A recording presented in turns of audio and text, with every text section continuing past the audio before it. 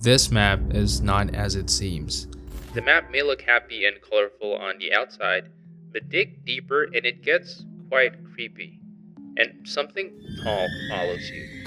Is a post written under a seemingly unassuming Gmod map by the name Homesickness. Loading it up shows an ordinary house surrounded by fences with a blue sky on the horizon. Just a humble house in a humble neighborhood, if you can call it that. Walking around the house, you can observe that there's quite literally nothing here. It's just an empty space, and that's all about it. But sometimes you can hear the faintest of sounds. A man with no money is a man that has... What is that sound? When you go inside the house, it's no different. There's nothing really much going on inside as it was outside. The wallpapers though seem nice. I like the red color and the pattern. Kinda gives me a backroom vibe. You know, it just seems comfortable staying in this house. But the more I stay here in this room, the more I observe that there's just something wrong about it. Notice there's no kitchen, no bedrooms, no toilet, nothing in here is equipped to even handle the most basic of human necessities. Maybe if we go in and out, something else happens. That wasn't there before. There are rooms now. This looks like a bedroom without a bed. We also have a locked red door here for some reason. We also have this big ass wardrobe. Yeah. This is the moment when I realized that this map is more than meets the eye. And so naturally I called in my detective in arms, my sister, who is at the ripe old age of 13. And yeah, we both did our first semi-blind playthrough of this map. Semi-blind as in we had to look up something, but it was mostly our own explorations of this strange Gmod map. I'm gonna walk you through the whole of the map. This video is sort of like a analysis and like a story thingy, but also mixed in with gameplay. Basically, it's a video you should watch while eating. So for the time being, please enjoy actually our expedition into one of the most unsettling Gmod maps I've probably ever played. Enjoy. Kakak sambil record nggak apa-apa ya? Ya, nggak apa-apa. Kalau mau ngomong di sini ya? Tadi ada suara. Yeah. So before we head on, there's one thing I want to talk about, and it's this house. First impression of it seems like it's a pretty chill place, but like I said, the more I stay on it, the more unnerving this gets. We also think that this house belongs to someone, but that someone, I guess we have to wait and see. So with that, we enter the closet and now we're here. Should I open it or should I close it? Go in. What? Oh! A mirror dimension of some sorts, kind of like a Stranger Things upside down version of the house, if you will. No pun intended. In this dimension, the house looks washed and desaturated, as if it's got its life sucked out of it, and what's left is this husk of a once lively home. Inside, you can find the same layout of the original house but mirrored, and all the furniture here that we saw in the original house is now replaced with the grayed out, ashen version of it. Aside from these astute observations, there's also a door that leads to nowhere. Huh? Okay, it's gone.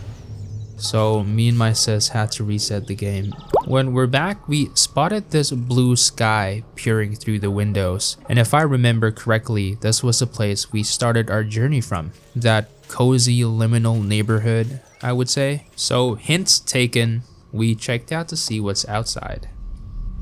Oh. Ooh. You know what? I kind of like this ambience. It kind of makes me calm. So this house is located in the Mirror Forest dimension. It's a gloomy and dreary forest backgrounded by a crimson red sky. It's a really creepy and weird place, to say the least, and these tall, dark colored trees sell that really nicely. Aside from that, the house looks quite the same. but if we walk along the fence here, there's an opening that lets us explore this mirror dimension. But before we do that, you're probably gonna notice something that's quite big. It's the fact that it's actually so dark to see. And no, that's not how the map is intended to be played, because that's my dumbass forgetting that Gmod has a flashlight that you can toggle by pressing a key. I'm gonna realize this soon, but just to set things aside, I forgot about the flashlight. And I'm sorry for this dark gameplay. Exploring the dimension further, it becomes relevant that you can't really make out anything. It also doesn't help that we're in a maze. There are the occasional lampposts though, and that's great. It's a great thing to help us navigate through this dimension, but even with a flashlight with max brightness, you still can't really see anything. It's almost pitch black, and forgetting the fact that it's so dark to see, it really does sell that gloomy feeling. But I admit that this just gets frustrating later on because you just can't see anything. And it's equally as frustrating as that, this dimension introduces a creature of the woods. Wilk is Who is Wilk? And why is he hunting? Oh! This 9-foot tall Kevin Durant looking ass is Wilk, a wolf-like creature that roams this dimension. He's a tall and dark figure, and his stature blends in nicely with the forest environment, which masks himself among the tall dark trees. And this is really scary because you don't know where he's at for 90% of the time, and it's not until like your point blank range where you notice him. And this caught us off guard so many times. It really fucks us up, and it really scared us. He's an imposing creature, but he's more of a nuisance than a horror for our journey, especially because he guards the 3 interesting places that we'll encounter in the woods. First is a bunker, the other is a cabin, and the last one is this humble church. We're gonna cover all of them, but I think it's better if we check out the cabin first. When we arrive at the cabin, it looks pretty abandoned. From the outside, it gives off this creepy vibe, something that the owners haven't attended to in a while. But when you go inside, you find yourself a fireplace. Cozy fireplace. On the other side of the room, there's this place, which looks really similar to the layout of our main house, even with the same furniture. There's also this room with a black blotch on it. This may be important for the lore of this game, but aside from that, nothing much inside is to be explored. So let's continue our search elsewhere. Okay, that was fucked. Ooh.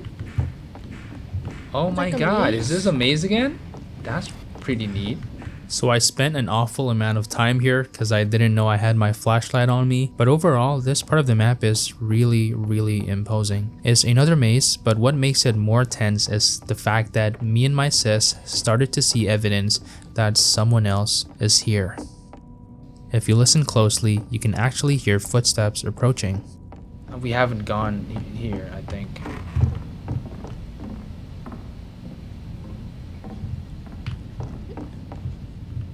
Is someone inside this house with me? This is the first time the game tells us that there is someone watching us.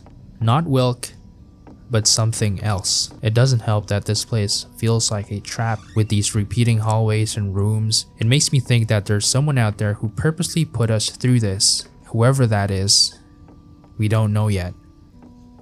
But finally... Oh!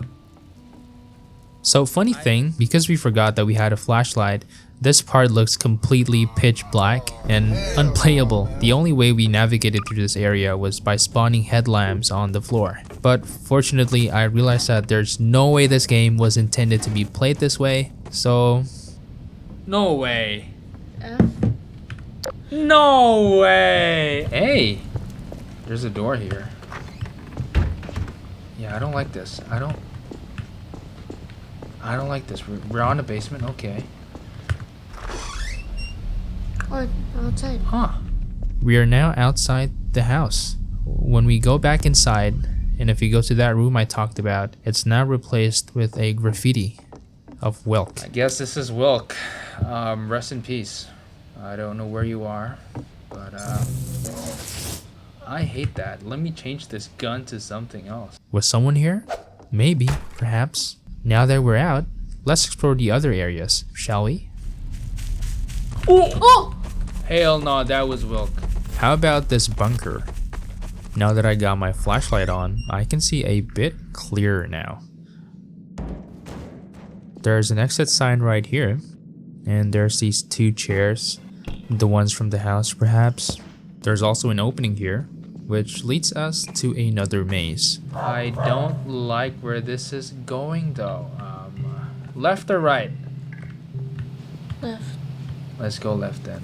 Okay, we've explored a fair bit of this area, and I wonder if there are other places where this maze can lead us to. But I found this door first, so might as well check that out first. So this is the stairwell, and it has a number of doors on each floor, with the top one reaching back to the original house. And each of these doors connects to the several dead ends of the map. This is really nice, mostly because this place acts like a hub, and when we end up here, it means that we now know that our way of exploration is not the right way. So whenever we're here, it means that we should restart and find the right way. Okay, remember the church at the beginning? So we couldn't go there because it was locked, right? And we've been exploring a lot of this map and there's no key to be found nowhere. But remember that painting of Wilk in the cabin? That may give us a hint to all of this. And as a method of experiment, me and my sister thought that maybe this painting has something to do with approaching Wilk. And so we did that, and doing so does not kill us, but rather it teleports us somewhere. Well, that's new. This is the catacombs.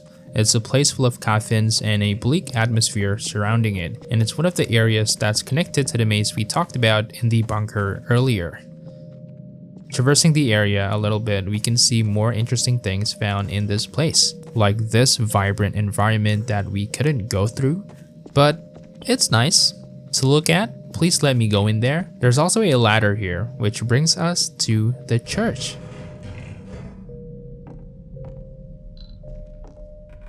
Exploring the church is really nice. It's an ordinary church with nothing really much going on, but we can see there's a couple tombstones lying at the back of the building, as well as a graffiti.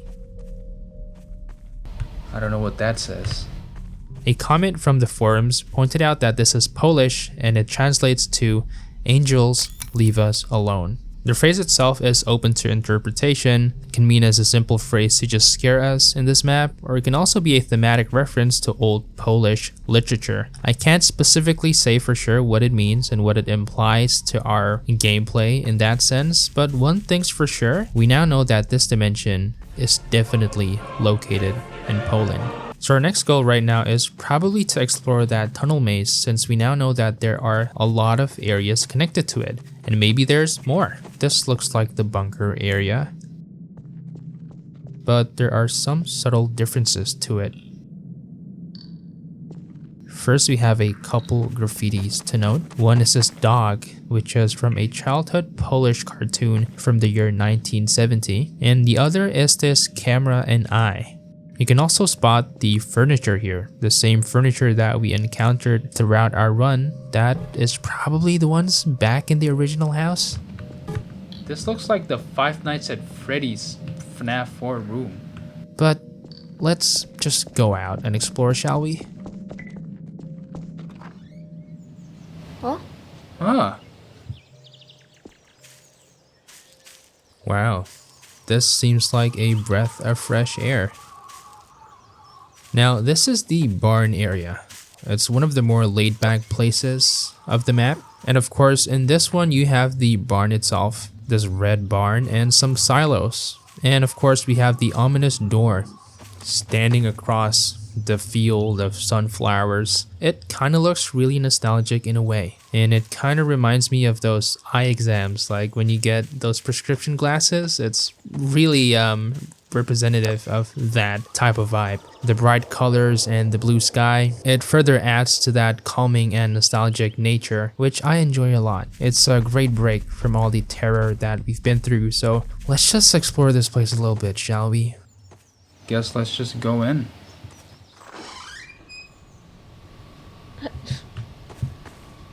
It's a horse?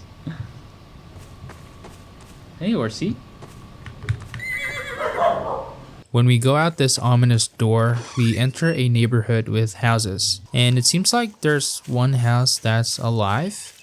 But before we go there, let's take a look at this place. This place looks like something out of those liminal spaces. I remember it looks similar to one of the scenes I watched in the Backrooms movie. But a couple things to note, this house right here on the left has a graffiti on it. It says home. I don't know what this means, but it's weird because it's like we're being guided towards something. Like the places we've been through are like places of significant importance to someone. It's like this someone who's watching over us is trying to show us something by bringing us along through this journey. And judging from this graffiti, maybe it's a story about finding a home. So we try to do that in this neighborhood. The other houses seem empty aside from this one house that is lit up. I guess that's our home. That's probably our house. So let's see. Wow. So I wasn't expecting this at all. This is the backrooms area. And just to get it out of the way, it's more of an Easter egg than a way to progress the game. Before we explore the back rooms further, we have a door here which leads us to another variant of the neighborhood. This map is so trippy. The only thing interesting is that when you travel further in this place, the back rooms, you can see a pit. It's the only thing notable in this area aside from a graffiti saying home? Home? So with nowhere else to go, we jump down and we're back at the stairwell. So let's rewind and take another path. Going back to the liminal neighborhood, we can go to this door here, which brings us to the tunnels. Isn't this the backrooms map? I don't think this is the backrooms map. I'm not too sure. I don't like where this is going. Oh my days. Ew. Further down the tunnels, we enter a place best described as a limbo. I think from my own perspective, it's a transitional dimension connecting one area to another. It's filled with these dense fog and snowfall and these gray concrete structures, which kind of resembles an old fort of some kind. It has this old feel to it that makes you feel nostalgic for a place that you've never been to. Now this area is also thematically similar to the washed out house. It's pretty lifeless and dead, yet calming in some ways. There are also some chairs lying around, which is really off-putting because we've been seeing them quite often now. Along the structure, we can find a glimpse of a house. It looks like our house from the beginning, so I guess that's our next objective, to get to that house. On another path, we find a door, but before that, let's see what would happen if we jump off. Oh! Okay, back to the stairwell. That's nice. Let's rewind again. If we go back to the door, we enter the mirror dimension. This time in a place with an incomplete skeleton of a house, and also what looks like a flat. I don't think this is the same house as the original house or the cabin that we've been through in the woods. I think it's a different and separate house. You can also spot a few interesting things in this place. First is this graffiti, which affirms to us that there is someone watching us. And it also means that all the graffiti we've encountered in this game was placed there by someone. We also find a radio, which plays this tune. Cool. There's also this door right here that we can get to by climbing this ladder that leads us back to the limbo. There's also another one down here where it leads us to the stairwell. So at this point, me and my sister were confused. And thankfully, this video has been so helpful for us. So go check him out. And it turns out there are a couple things that we missed. So let's go through them quickly. First is the secret area behind the silo, which inside lies a wizard. And if we tamper with this thing right here, we are basically cooked. Why did you do that?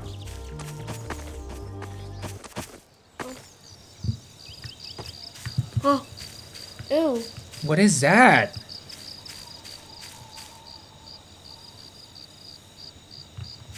I don't like that one bit. I'm traversing the dark version of this map. The same things play out. Nothing really much has changed except some minor scares like a light switching off in the backrooms area and this funny fella right here. Like, look at that funny fella. I think this is more of an Easter egg and it's optional. So second thing I missed was this staircase in the limbo dimension, which leads us to that house we saw last time. This house is definitely a more rundown and unfinished version of it, with a gray cement and some incomplete frames. I wonder what's inside. Ew. I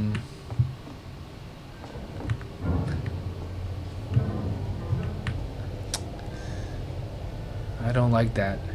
Okay, I think things are starting to make sense. But before I get on with my theory, there are a couple things before that I want to point out. So the girl, who is she? I think it's obvious that she's the inhabitant of the original house. And most importantly, she's the watcher that guides us and flips with us throughout our own journey. We also see this familiar black blotch similar to that in the cabin in the forest when we interact with the girl. Knowing that this blotch appears when we interact with her, it means that this girl was present when we visited the cabin in the forest. And it makes sense when you realize that she was the person who drew the Wilk graffiti, which is more evident when we look at these drawings, which are the places and things we encountered that is most likely drawn by the girl. Not only is this a good way for people to see if they missed some encounters, but it's also good because I think I might have a theory about what this game is all about. I think whatever we've been through is caused by the entity. The graffiti that we saw throughout the map was actually the girl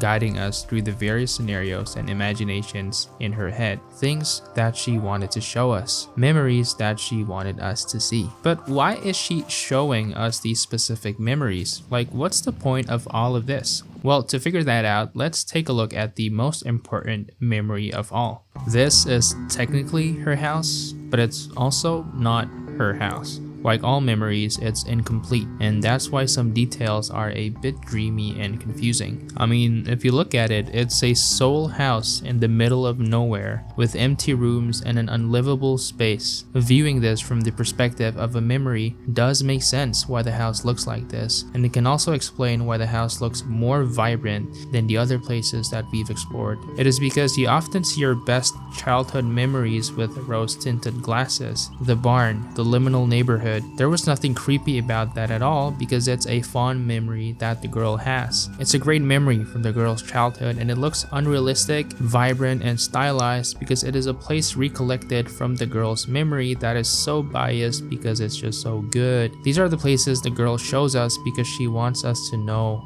what home feels like.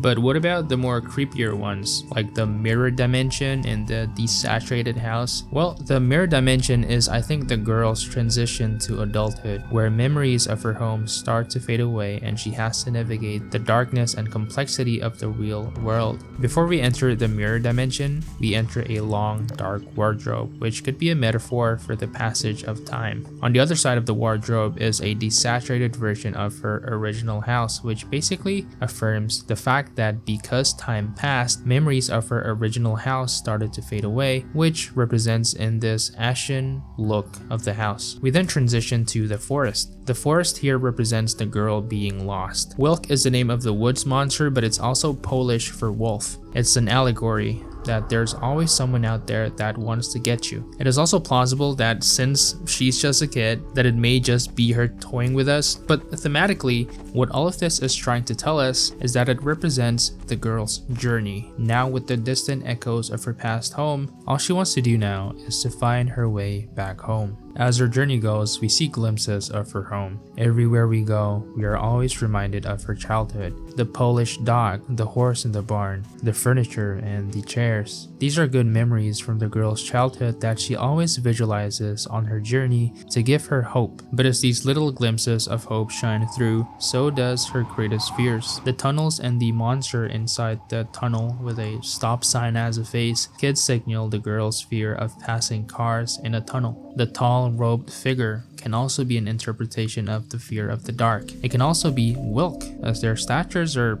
quite the same. These places and things, all of these memories are meant to tell her journey, and it all leads to the limbo. The limbo dimension could be a moment in the girl's life where she is confused about her current state. Throughout the map, we encounter these chairs, and it seems like everywhere we go, we always find them. My theory on this is this probably means that she's trying to establish some of the places that we've been through as her home, but it's always unsuccessful. The chair can also be found in that unfinished house. The unfinished house could also mean that somewhere along the journey she thought of building a new house that she just wants to chill out on, but with no success, she then enters another state of confusion, prolonging her stay in the limbo. When we find the rundown house in the limbo dimension, we see that it's built on top of an apartment complex, which may tell us that the girl eventually moved to an apartment or somewhere else. Her house on top of this building is also a metaphor for making an unfamiliar place feel like home. With nowhere to go, the girl settled there, and because she doesn't feel like home,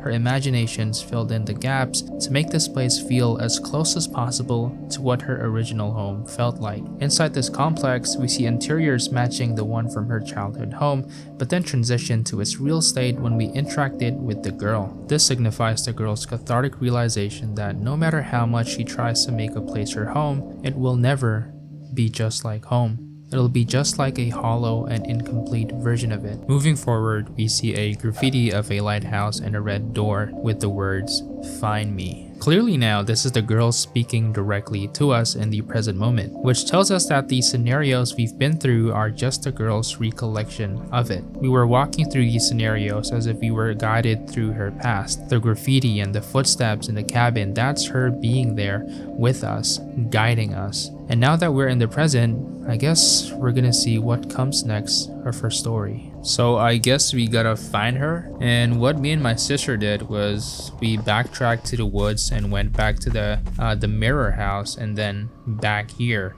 I guess this is the red door that we're talking about. This seems like the door. Nope.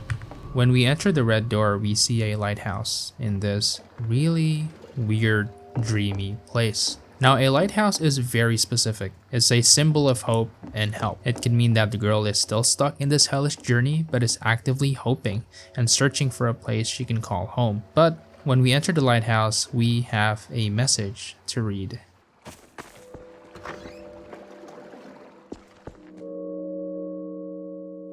Guess let's go up. Every day feels the same. I can't get out. I will rot here. I feel sick.